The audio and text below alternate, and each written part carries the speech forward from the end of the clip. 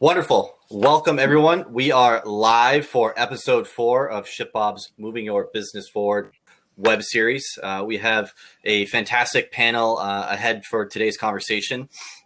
We have Matt DeCapio, the COO of Boie USA, as well as Marc. Pardon me, Marc, last name I'm not going to be able to pronounce this correctly, but the logistics manager of Bakblade, as well as Sarah Ribner, the CEO and co-founder of PiperWai. And if anyone is just joining us for today for the first time, this is a pretty interactive session. So Casey's going to be going in around our CMO of ShipBob, asking all of our e-commerce brands, co-founders, logistics managers, CEOs, questions that you guys have already submitted prior in the landing page. And then also if you have questions here in the chat box, feel free to shoot them over, to any of us. They'll be able to see it in live and, try to keep this a pretty organic discussion, for the next 57 or so minutes. And, we really hope you guys can get, a lot of value out of this. We're going on 4 weeks here, so has some really great responses so far. So Casey, I'm going to kind of let you take it away from here, and I'll just be in the background trying to entice everyone to try to hop up on screen too. So perfect. Thank you, Nick. I'll just reiterate a few points where this is interactive. I've got a bunch of questions. We got a bunch of questions from people that signed up in advance. But this is to help everybody who's in attendance here. And one of the things that I've loved about this live storm, which we're using here, that's so fun is like Marc, for example, who's now up here talking to everybody here, was asking questions and throwing in answers as well to some of the questions over the last couple of weeks. So whether it's in the chat or the questions, feel free to chime in. And if for any of you who were on here last week, we can actually pull people on stage as well. So that's pretty fun. Nick did the intros for me, but Sarah, Marc, Matt, thank you very much for joining us here. We've got Marc here in from Chicago and Matt and Sarah from New York. Where are you, Nick? Boston-ish area? And Boston-ish in between. So and then I'm here in SoCal, so we're all spread out. So packed house, usually we only have about 2 brands. Here we've got 3, so this will be nice and fun. So I'm just going to jump on in. Sarah, wanted to start with you, and Nick highlighted some of the changes that you guys made in one of the emails earlier this week. So would love to hear how you guys pivoted so quickly into hand gels from what you guys often sell, which are natural deodorants primarily for women, and how you were able to produce them quickly and start selling. Yeah, so actually at the end of last year, we had a hand gel recipe. So we didn't anticipate that. Obviously, we had no idea any of this was going to come up, and we had part of the recipe done, but we didn't really have the final recipe. We didn't have a launch date for it. And when this started to happen, a lot of our team members were making their own hand gels. And we said, well, if we already have part of the recipe, why don't we go back to the lab, come up with something that meets the CDC requirements? We can sell it because we have the stock. We have things on hand that we can kind of recycle into a new formula. And then we went back to the lab. We were able to get it together. It was the fastest product launch I think we've ever done. And then we had an organization we wanted to work with in Brooklyn, which is where we're based. So part of the profits are going to donate meals, and we're also donating 1 hand gel for every order. And yeah, it was the fastest that we've ever launched something, and it's actually pretty similar to one of our other formulas that some people at the beginning of the outbreak were asking, can we use the ingredients in the toilet spray? Because it does have witch hazel and the same essential oil blend and other things. So we said, absolutely not. It is it is not going to, the toilet spray will not replace a hand sanitizer or hand gel. So yeah, so it was really good timing. Nice. And that's one of the things that I think has been a positive to come out of all of this is how quickly people are moving and innovating and going to market. I can speak for our team. It's been great to see what's happened, and then seeing so many of our customers and how they've been able to pivot or change their businesses so fast. And so Kenton in the chat asked everybody to introduce themselves and share what company they're with. So I guess before we keep going, Sarah, Marc, Matt, you want to jump in and share who you are and your company? Sure. So my name is Matt DeCapio. I work at Boie USA. We're a CPG company focused on primarily personal hygiene items, including body scrubbers, a proprietary toothbrush, and a face scrubber that we launched last year. My name is Marc Fontanetta. I'm the logistics manager with Bakblade. and we are a men's do-it-yourself men's shaver for your back and other parts of your body.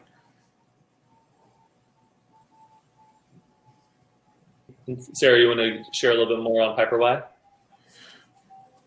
Yeah, so PiperWai is an activated charcoal-based natural deodorant, and we also have several daily essentials like underarm oil, the toilet spray that I mentioned. We've been around for several years, and we sell predominantly e-commerce, Amazon, and several retailers, including Whole Foods. Great, and I definitely have some wholesale and B2B questions for you. Marc, well, first for everybody, I'm hearing some weird feedback.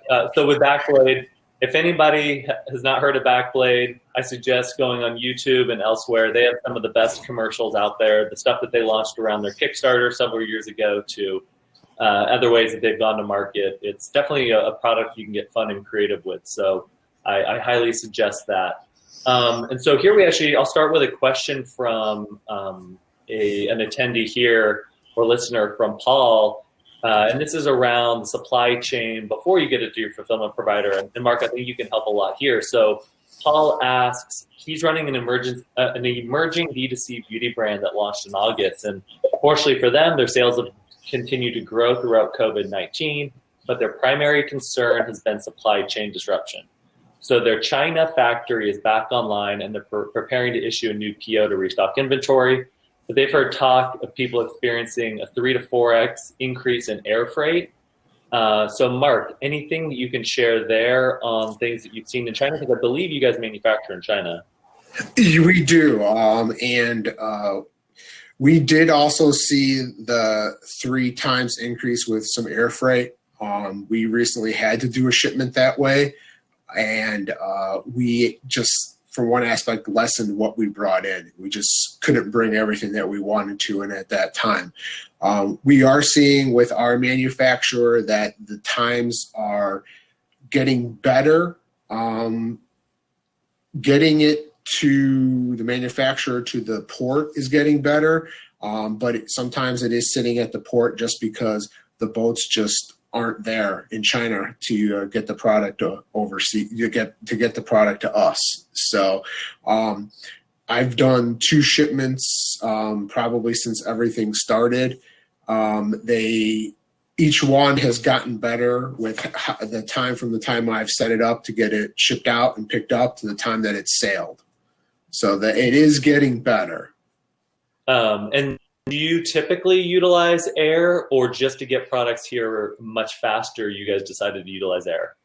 Right. We just, in this situation, we just decided to use air. We've done it in the past. So that's how I know that the space is costly. It's costly right now, just for the fact that our freight forwarder usually would have space pre-booked on flights coming out of Hong Kong, and the flights just aren't coming out of Hong Kong. So it's just trying to get on flights. We're in Illinois. We heard the other day that our governor brought in some secret flights that nobody knew about of product from China. So it's one of those things that if you can wait, I would definitely suggest it. If not, then just understand that it is costly right now. And by the way, I like the Bulls jersey in the background. I think all of our sports deprived people are anxiously waiting for that Bulls documentary. So it comes soon enough. And then Matt, what about you guys? Where do you guys manufacture, and how have you guys been able to weather this? Sure. So we've been luckier than most because, especially throughout this crisis, because we're domestic suppliers. So our manufacturing is actually down south in Louisiana. And because our factory is actually a supplier of medical devices, they're considered essential, so they're at full capacity. So we've had no issues from a demand side. Obviously, they're prioritizing certain work for the medical devices. But as far as, our situation with inventory, everything's fairly fluid at this point. So we've been luckier than Have you seen some delay? I've got a couple questions there. So have you seen some delay because they're prioritizing the essentials, or has that not really impacted you guys? Well, we were just actually in a pretty decent inventory position where we were probably a little bit long actually prior to all this happening. So, obviously it wasn't something we planned, and we were actually trying to figure out a sell-through solution for it. But so we were actually overstocked and kind of running through that now. And since our sales have maintained, we're actually going to be depleted prior to the next arrival of goods. And since you are working with a stateside manufacturer, have you heard anything from them? Have they seen the demand in people approaching them for different manufacturing needs, or that could possibly cause a delay, or what have you guys seen there? Yeah, they're not taking on any new projects at this time. I think it's to their benefit to focus on the customers they currently have, and they've stated as much. Obviously, we don't want our service levels to drop off either, so that's another consideration. And since that they're at 100% capacity, there's not much more capacity to be able to, to find out to take on new business. Interesting. And then to go more on like the marketing and the demand side. So Sarah, we'll start with you. You guys came out with your hand gel, so of course that's a new product. But what kind of have you seen different buying behavior changes or an uptick in the way that people purchase? Yeah, we've had so we have 3 distribution channels. We have Amazon, Shopify, retail. We actually had disruption in 2 of our 3 channels because one of our largest retail partners was experiencing store closures across the country. And so that really significantly impacted them. And then Amazon was, for the first couple weeks, we were experiencing a surge in demand. There was a lot of panic buying, a lot of people stocking up on even deodorant and probably anticipating the delays in shipping. And then once some Amazon warehouses were experiencing either the virus outbreak in certain locations, or they're just experiencing kind of a shift in their workflow, and putting in different social distancing and other protocol, shipping times have been extended between 6 and 8 weeks for a lot of products, depending on the location they're coming from. So there you're saying on Amazon. On Amazon, yeah. So it really kind of made us focus more on e-commerce because that's the one channel for us that hasn't been disrupted. And that's the channel where we're consistently in stock. And so from that perspective, I think it's really just shifted where the demand is coming from. And we also saw a couple of our smaller retail partners that e-commerce shops, they were experiencing a surge in demand because if customers are looking on Amazon, they can't get it within 2 days. They're Googling other areas they can purchase the product. So it's really just shifted behavior across different channels based on where shipping is delayed and where it's not delayed. Has Amazon making changes, which I think were for the better of everybody with prioritizing essentials, but has that caused you to change your view of Amazon as a channel, both in the short term and the long term? I think in the long term, it hasn't really changed because deodorant is a category that many customers prefer to purchase through Amazon Prime. And the issue, though, in the short term is we've kind of been going back and forth between fulfilled by merchant and FBA. And so it's really just keeping our eyes on all the changes. And sometimes it's hour by hour. Something could happen. We get a new notification from Amazon and we cancel our shipment going in. We don't want to get stuck in receiving. So it's really just in the short term, we just kind of have to keep our eyes on it and adapt as quickly as possible. But long term, it really hasn't changed much. Okay. And what about you, Mark? And both in regards to Amazon and the sales channels, but also I know you guys sell a handful of different bundle packages. Have you seen changes in how people buy there? Not so much in the bundle package. I think we've run into some of the same issues that was previously mentioned. Lockdown started, and then we saw a rise in business. I happened to be up late on Sunday night and noticed that all of our product had not had the Prime badge on it anymore and was in the process of shipping a bunch of inventory to Amazon with the thinking of, well, Amazon's still open, so we're going to put this product there. But using ShipBob, we were able to transition from the FBA listings to the FBM listings right away. because of the delivery times, we're able to show shorter delivery times at the time than what Amazon was showing on all of our products. So that was able to, we were able to transition that business kind of right over where it did fall off a little bit because the people just, if they don't see Prime, they're just not going to order it. I feel that we've been fortunate enough over time. We got our main item back on Prime a couple weeks ago, and then the flick of the switch the other day, everything went to Prime for us in our category and our listings. But we're keeping both of them open because we just want to make sure, like you said, Amazon could change at any time, and we don't want that loss of people seeing the listing not there or seeing it delivered a month out from now.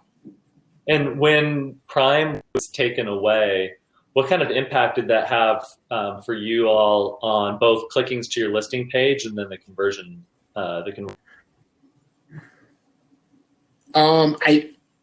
don't have the exact numbers on it. I think it was that people still could see that they were going to get it quicker than the Amazon listing, so they were ordering it.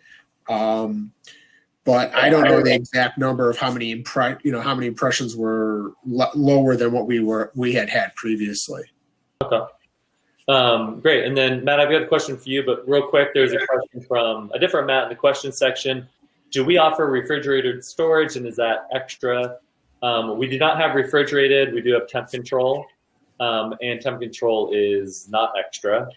And then Nick, I see you welcoming Ethan back into the chat. So Ethan was brave enough to come on stage last week. So again, we're welcoming him to come back on stage this week.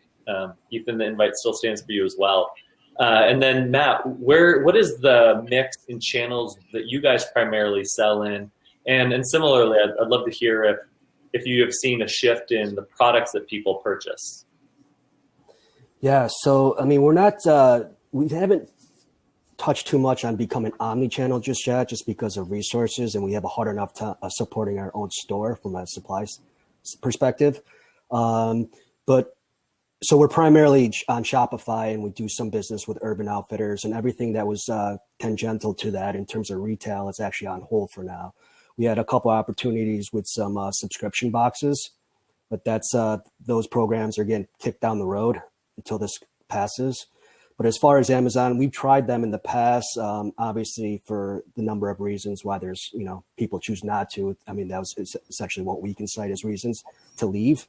So we're primarily D2C. 90% of our business is there. We have some business and tests with Urban Outfitters.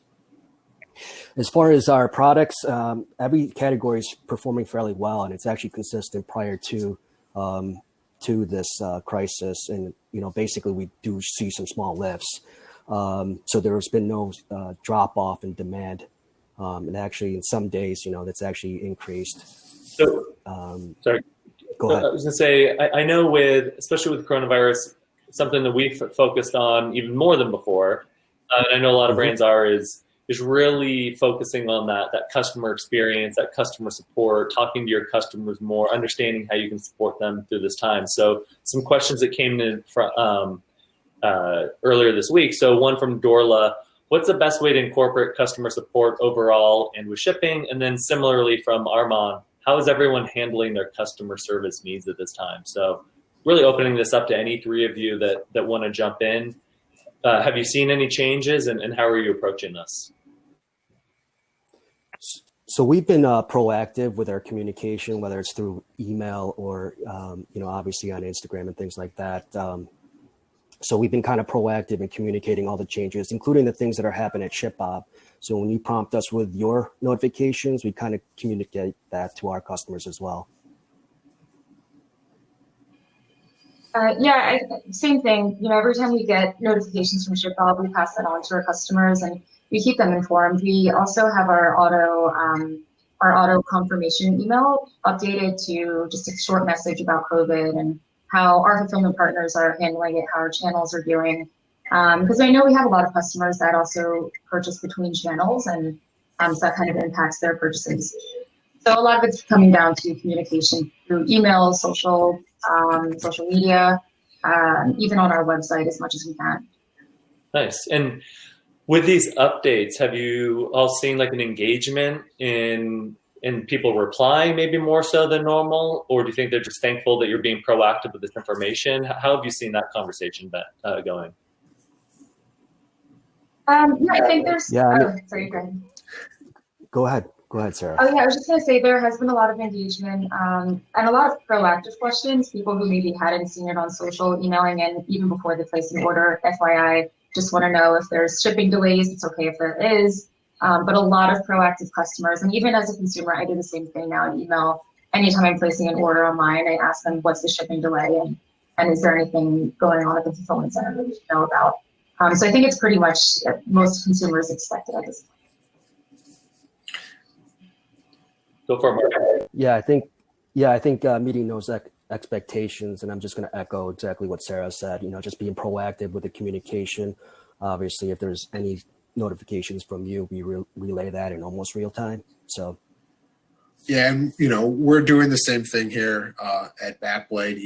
As a consumer myself, I've recently ordered some stuff online, and I 2 weeks I'm still waiting on it, and didn't hear anything from this company, and they're a pretty large company. So it was kind of interesting that it took them that long to realize that they weren't going to be able to hit the shipping times or even ship out product. So I think, one thing that we're doing is we're being very understanding of customers. If they need to cancel something, return it, or anything like that, not really giving people that, I guess you could say, a hard time with it or anything like that. I think it's going to come back to be better for us after everything's over, because they'll return as a customer. Yeah, and that's glad you brought up returns. That segues us into another question I wanted to bring up. So I know your companies all have very healthy, I'd say, return percentages, meaning that they're lower than many, even though I'm sure you all would like that to be zero. So question from Richard.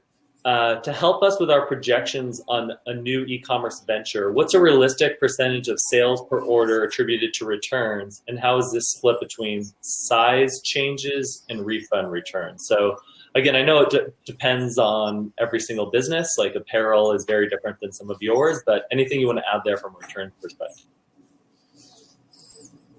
I think for us, our returns off of our direct-to-consumer customers who are buying directly off our website are very minimum, because they're people who are coming to our website and are pretty much know what they want. On the Amazon side, it's completely different. So that's kind of how I would see it. So yeah, I like I said, our website different. What do you mean?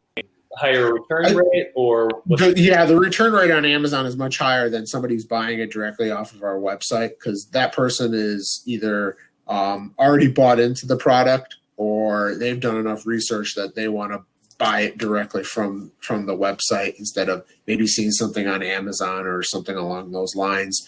And just so many people just use the Amazon return system just freely. It's just, unfortunately, their way it is. Mark, do you think it's also from just like because Amazon's more, it's a discovery platform too at the end of the day. Do you think it's because people can fully understand your brand on your website? And because, Yes. I'm not sure if you're leveraging like EBC content or anything like that to help out with it, but do you think that plays into a factor? Yeah, we are. We're able to tell more of a story on the website than compared to Amazon. Yeah, I would think like it's definitely like a discovery, because I see that you guys do leverage EBC content, which is great, because I think that's definitely need to do that as a brand on Amazon. But I think for your product in particular, it would make sense. Right. Lower returns right through your website too. Yeah. Yeah, as far as returns go for us, we haven't seen an uptick because of this, but it's something we're always trying to address. And actually, I just had a conversation with our account rep at ShipBob this week regarding potentially doing a deeper dive, more so related to how we can actually categorize what the returns are actually about and get context there. Obviously, if it's just a defective product, if the customer's returning because they're not satisfied, I'd like to have those reasons, if we can get those metrics in, that would be really helpful. Nice. And fortunately, we just revamped our entire returns process. So hopefully that goes well for all of you. So here's a question for Sarah from Lauren in the chat. Do you see premium hand sanitizers staying popular item down the road? And are people using it as an add-on? Yeah, people are definitely purchasing it with the deodorant. And I see this being a static product because it's something that we had planned a while ago to add into our product assortment. Again, we did not expect to make it happen as fast as we did. But looking at some of the larger competitors, like some of these sort of legacy naturals brands, they tend to always have the body wash, the hand sanitizers, or hand gels, and deodorant, and really just everyday staples. So it's something that makes a lot of sense for our brand, and we're really happy with the formula. We'd like to innovate with it and launch different scents, different sizes. I think the only change we'll make right now is because of the supply constraints, we've only been able to get a 1 ounce bottle, and a lot of suppliers are marking up the prices of that. They're pretty much gone in the US. We've even looked to China, and shipping times, as you had mentioned, it's either delayed or you experience incredibly high air freight costs. So in the future, we definitely want to launch something closer to an 8 ounce, 16 ounce, something that's family friendly, or something that can be used in an office setting or a group setting. But that's pretty much the only change that we'll make. Awesome. And then here's a question from Kenton.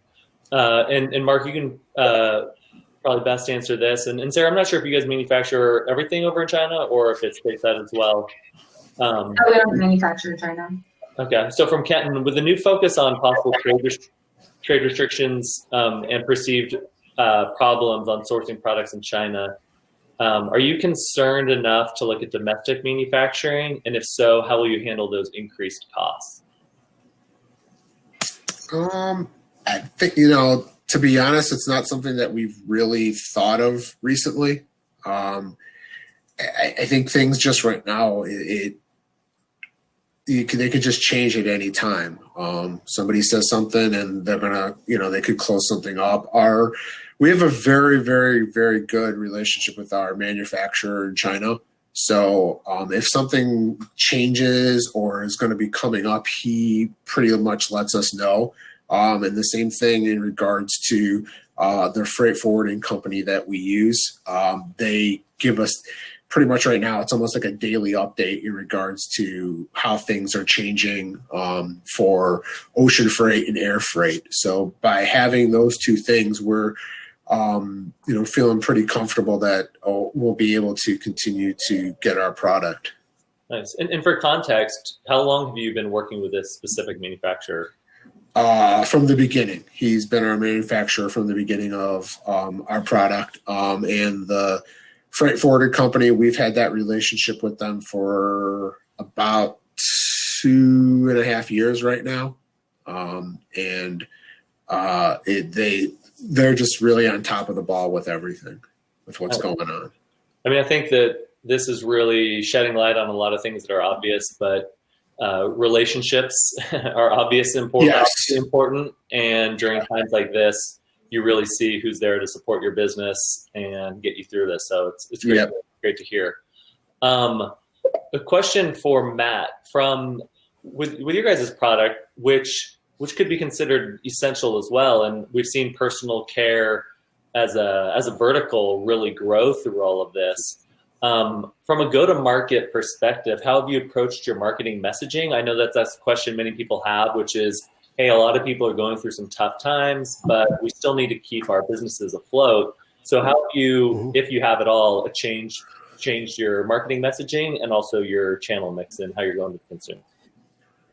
Yeah, obviously there's a emphasis on personal care and hygiene, and we're trying to subtly kind of focus our marketing efforts towards that without actually hitting people over the head with our, basically what we're trying to say with our products.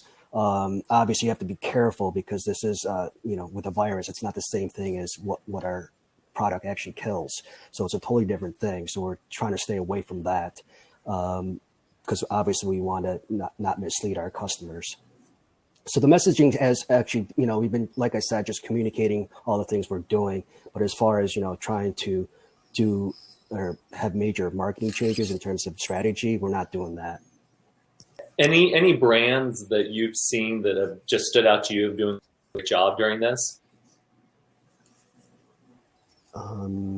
Yeah, there's a few, but I can't. I've actually received a few emails, and I think what they're doing is great, and we've let them take the lead.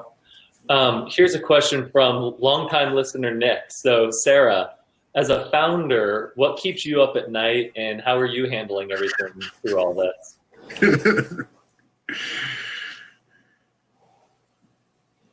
What keeps me up at night? I mean, being a founder, and I mean, you started the business.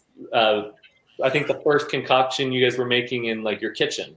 Yeah. Now it's much larger business, and with coronavirus, that's even additional pressure. And there's a lot of people that depend on you all. So here we'll go deep for a minute. Well, I'm laughing because it's like everything keeps me up at night at this point. It's like. I mean, we've been through so many different phases. We've been through the too much demand and not enough supply phase after we had media exposure. We've been through competitors copying our formula. We've kind of weathered a lot. I think right now the thing that's really keeping me up at night is because now we're going into such an uncharted territory.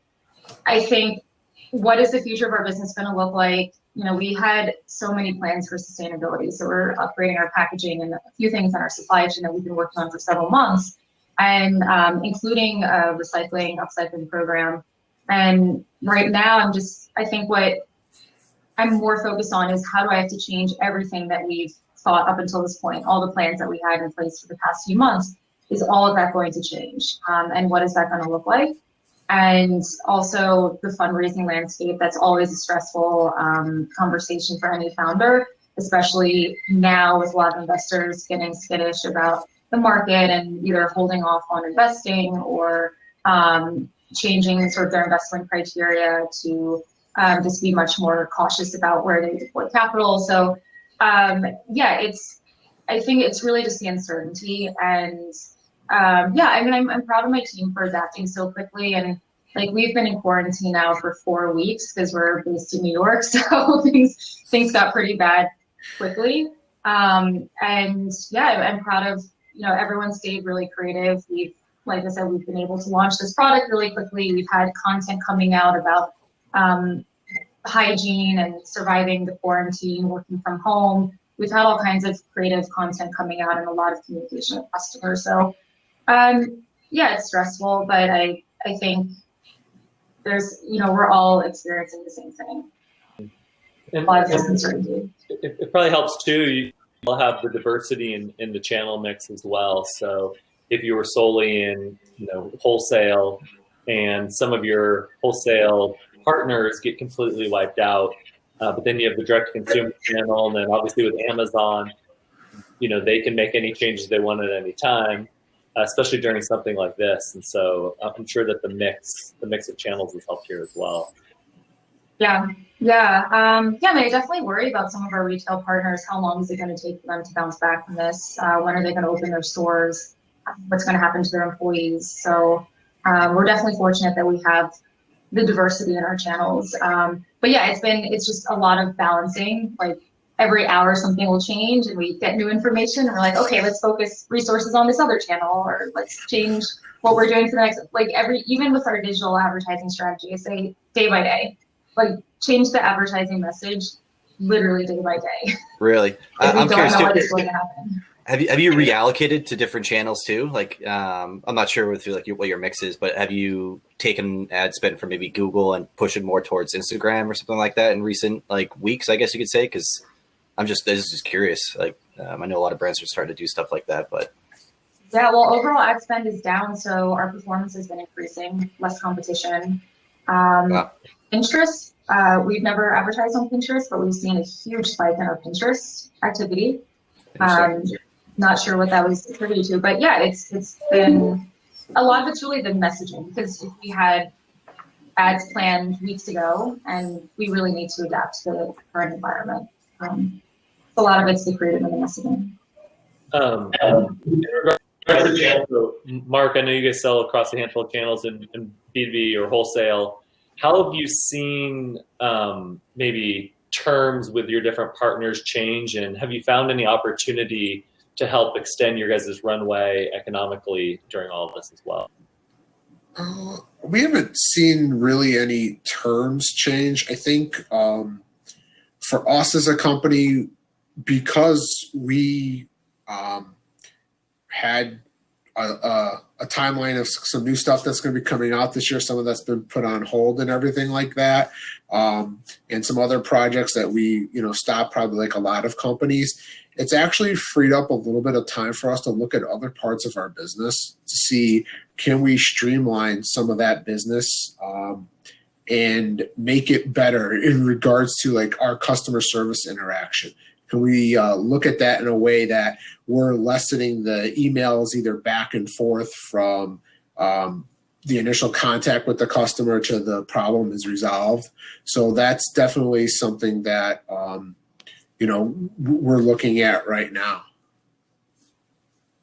Here's a question from Jason. It says for Sarah, and I believe this pertains to you too, Mark, how does ShipBob integrate with your FBM platform? Seamlessly. And Sarah, I'll go first. For us, we've had, I'll call it, double SKUs created on Amazon for a while. We have our FBA listing SKUs, and then we have our FBM SKUs. And 99.9% of the time, the FBM SKUs are unlisted. So when this all occurred on like the 15th and 16th of March, we were able to just turn on the FBA listings, and we had everything already set up in ShipBob. So it's a seamless integration, even from the first time we did it. So that helped us, like I said earlier, not see really a huge drop in people being able to place orders on Amazon to where the product was either unavailable or it was a month out for delivery. And Sarah, anything to add there on ShipBob plus FBA? Well, ShipBob closed their ears, but we only handle our Shopify. So we have another fulfillment center for B2B. So they were handling Amazon, so we switched on. So we have our inventory that we set aside for Amazon, and we have inventory that we set aside for Ecom. But I don't think this is, hopefully it's more short term, because as we were discussing, when it doesn't have the Prime tag, or if it doesn't have 2-day shipping attached to it, we definitely saw a huge sales drop off. And at this point, we're thinking we either just take a chance, we send into FBA, and if something happens and our inventory gets stranded, then we manage that. But I wouldn't say it's been seamless. It's just been lower volume. We don't need to close our ears. We can do everything like with Mark, or if sometimes people need different services or solution providers for other things, go for it. So, here's a question from Azim, which Carolyn kindly pointed out that I did not ask yet. So thank you, Carolyn. Okay, so from Azim, what freight forwarders do you use and recommend? I guess I'll take this one. I probably use, we use C.H. Robinson. They're one of the largest in the world. One of the reasons that we do use them is that it's pretty seamless on our end.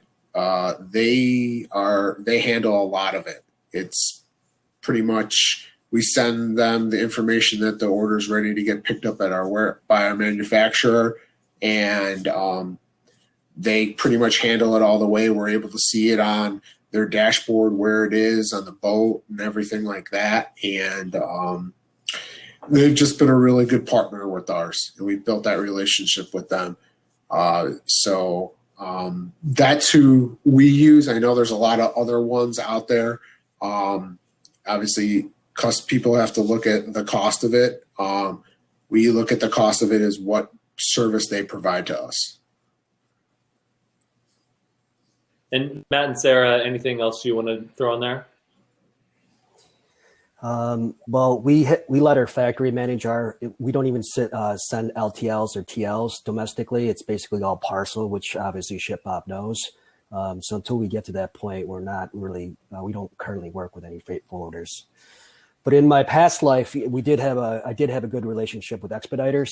But I'm sure that's kind of, aside from the count rep, they definitely have the infrastructure in place. Nice. And then a question from James. Maybe Mark can answer this because I think you kind of already have already. Can ShipBob fulfill Amazon fulfilled by merchant orders? And is the cost, does it compete with Amazon FBA? Yes, they can fulfill FBM orders. Unfortunately, the fulfillment price on Amazon is really hard to compete with on any aspect from, I think, any 3PL, any shipper. So it's just one of those things that in a situation like this, we realize that it's an incurred cost to continue to get orders. Thank you. And then here's a question from Ethan, who I mentioned came on last week. Looks like he's going to duck out this time. For Sarah, are you seeing panic buying drive a lift in revenue or the impacts to brick and mortar channels offsetting other channels? Yeah, our e-commerce, because that's the most fully functional right now, we have seen it's been able to carry us. It's been able to replace a lot of the business that was lost on the physical retail side, and same thing with some of the Amazon disruption. So we've been fortunate in that aspect. And the panic buying, I think, was more on Amazon during the first 2 weeks before this disruptions. And I guess maybe consumers had a sense that something was going to go awry because you start to see Amazon Fresh, they weren't taking on new customers, and there's little hints here and there that they were becoming overwhelmed. So maybe a lot of customers wanted to stock up in the beginning of the outbreak. So question back, I want to go back to the market side. So you've mentioned, each of you have mentioned this to an extent on seeing, I think the competition is less on platforms such as Facebook and Instagram. Has it been noticeable on which of your competitors have completely cut their costs? Because a lot of the agencies that I talk to on a consistent basis, I mean, that's their business is to, they're mostly advertising and marketing agencies. And so they're seeing a lot of growth and a strong ROI. And so I'm just curious on if it's very apparent on who's pulling back the reins and who's maybe doubling their spend to take advantage of this. That's a great question. We haven't actually explored that much, but it does make sense that in certain verticals, obviously, depending on what categories that you're servicing, that you'll see an a decrease in demand advertisement for certain brands. In our vertical, it seems like everybody's prospering for the most part. So that's what we've seen. But once again, it's all category dependent. And then this is another broad question to whoever wants to jump in here. So I think what's been interesting also is the way that people need to not just shift their message, but their creative. And I don't know if any of you have rolled this out or if you've seen others that you think have done a great job, but have any of you utilized, maybe user-generated content or other types of video to take advantage of something like this very quickly? Yeah, I can jump in there. I've been seeing a lot of brands doing live, and they're doing tutorials, they're doing group meditation, Q&A similar to this. And from the brands that I've in our network that have been doing that, some of them have been doing it every day, and they said their engagement has been skyrocketing. A lot of people are, the customers are responding to that. They're responding to that face-to-face interaction and directly with their brands. We we've always used user-generated content, and we also, to kind of track our sustainability project, we kind of launched this little internal podcast. So that's something that we've been focusing on, not as much on live, but yeah, we've always used user-generated content, and it's been increasing recently. Nice. Mark, what about you guys? You guys have rolled out some of the most interesting content over the years. It's a little different now that you probably can't do true production as you have in the past, but anything in the pipeline? We were working on some things. Some stuff got put on pause and everything like that right now. I think like a lot of companies, let's kind of weather the storm with what we have and everything like that, and then when we get on the other side of this, kind of get back going and everything. Nice. So here's another question that came in from Renika.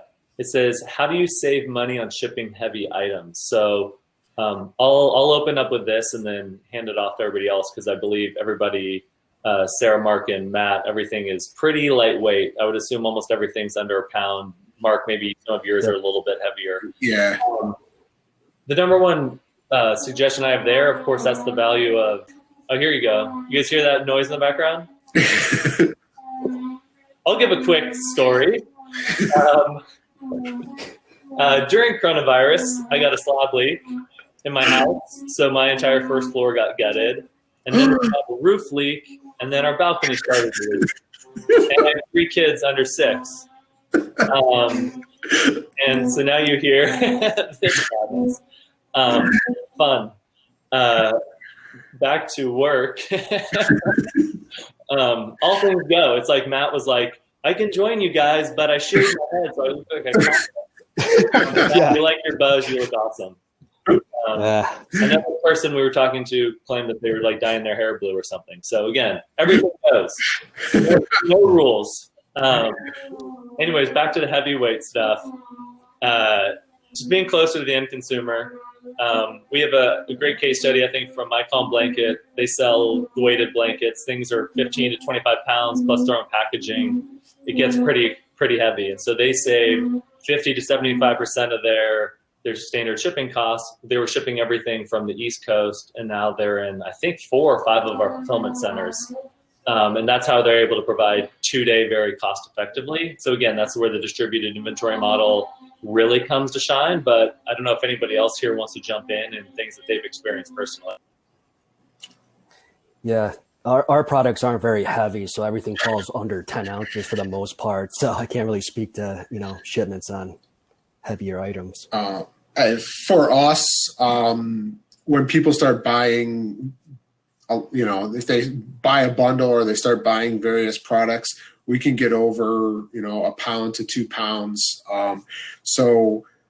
We've actually, you got ShipBob, my account manager, has helped me do some studies and things like that, where how can we get everything to like zone 4 and below is kind of like my goal in life. I hate seeing zone 5. I really even hate seeing zone 4. So we've actually, with what's going on, we were in 4 warehouses. Since March, we've added 3 more warehouses. So I'm running out of warehouses. You guys got to open up some more for me to put inventory in. We're up to 9 now, so I don't know.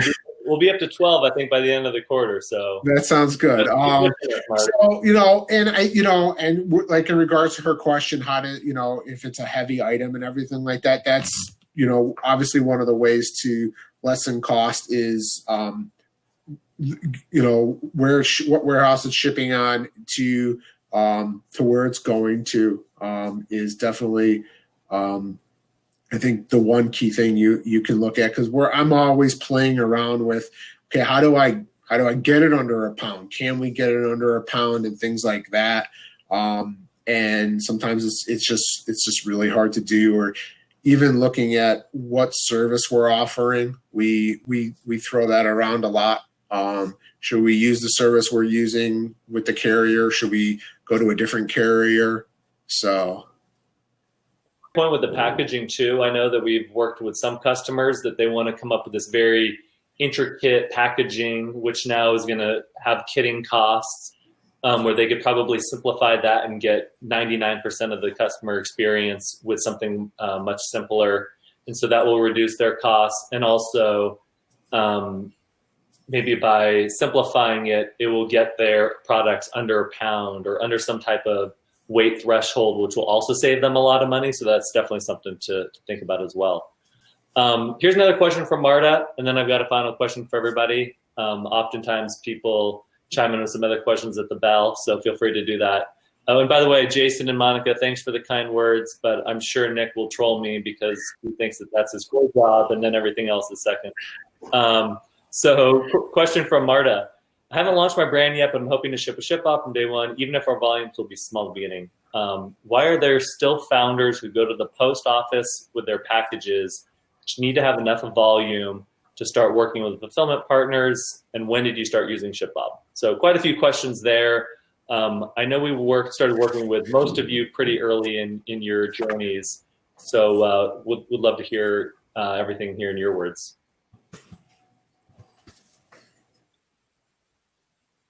Why are there still founders who are going to the post office with their package? My personal opinion is that they really need to value their time differently. Would be my answer to that. Is, are they spending their time doing what's going to make their brand and their business grow? Why we started using ShipBob?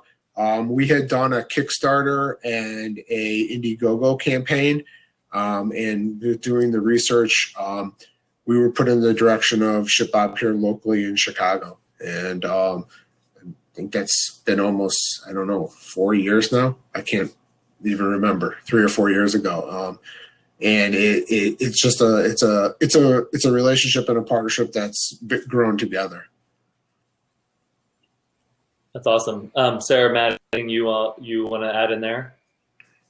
Yeah, it could be order volume. If you can handle it in Shopify, that you can get decent rates for shipping off the Shopify platform, and I'm assuming the other platforms as well. So you can do it up until a certain size to limit costs, obviously. So there's no pick and pack fees potentially.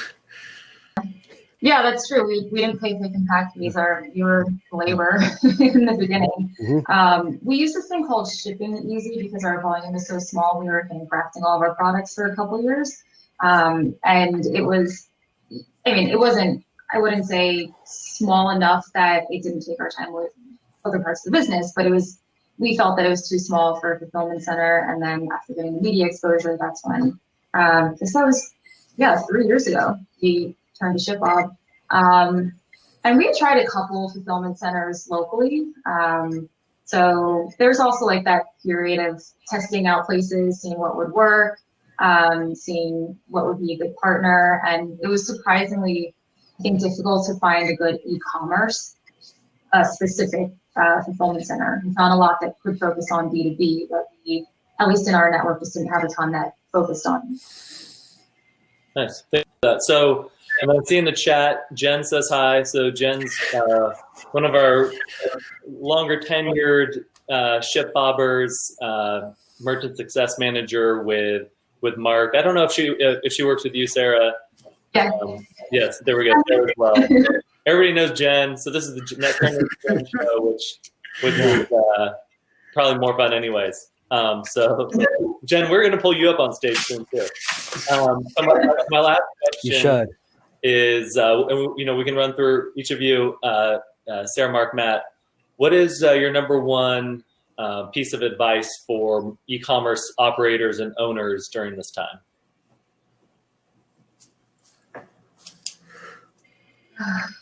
I'll start. For us, I can only speak for us, but right now, we're just trying to ride this out. But we've, had internal conversations about how we should prepare ourselves. So when this is over, we can hit the ground running on all the initiatives that we had in place prior to this happening. I think, conversations that we've had here, or if we, talking things through is really talk them through, say, hey, okay, we're going to do this right away, or say, we're going to do it now. And then, sometimes, you got to mull it over, set it on it 24, 48 hours to make sure that it is the right decision of what you for what you want to do right now. And like Matt said, is that we're also looking at things to, okay, when this is over, how do we restart some of those projects? Can they be started right away? Do we have to, start from the beginning, or can we just pick up kind of where we left off to get them going, hopefully in a month or two here? Yeah, I would say use this time to see what is this crisis telling you about your infrastructure. So where are those parts of your company that you can really dig into and pivot, because we have, we don't have all the distractions of travel. We are stuck inside for the most part. And it's a good time to really take a step back and say, okay, this is the time that I'm going to focus on my business plan. This is the time I'm going to focus on what isn't working and enhancing what is working. And we've had a lot of time to do that, and especially being omnichannel as we are, it's shown us a lot of faults actually in our business plan and areas that we can really focus on. Like I said, we decided to pivot more to focus on e-com than we have in the past. So really seeing it as an opportunity, not so much as a crisis, because at some point we won't get back to normal, but at some point hopefully we'll make it through, and we can continue on with what is working. Great. Well, I think that's a perfect way to end this. And Sarah, Mark, Matt, really appreciate your time.